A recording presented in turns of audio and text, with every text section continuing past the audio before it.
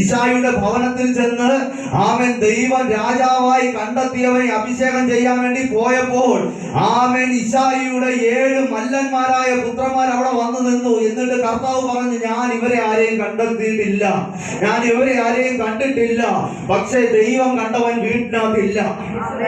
ആമേൻ. അപ്പോൾ ആമേൻ ശമൂവേലിനോട് ഇശായിയോട് ശമൂവേൽ ചോദിക്കുന്നു, ഇനി നിന്റെ മക്കൾ എല്ലാവരും ഇവിടെ വന്നിട്ടുണ്ടോ? അപ്പോൾ ഇശായി പറയുന്ന ഒരു കാര്യമുണ്ട്, ഇല്ല, ഇനി ഒരുത്തനുണ്ട്, അവൻ ആളുകളെ മേയ്ക്കാൻ കാട്ടിലാണ്. ആമേൻ. ആത്മാവിനൊരു പ്രവചന ദൂത് ഞാൻ കൈമാറാം. അഭിഷേകം നിന്റെ മേൽ വീഴാൻ സ്വർഗ്ഗം കണ്ടിട്ടുണ്ടെങ്കിൽ നിന്നെ എത്ര ഒളിപ്പിച്ചു വെച്ചാലും സ്വർഗ്ഗത്തിന്റെ കണ്ണ് നിന്നെ കണ്ടെത്തിയാൽ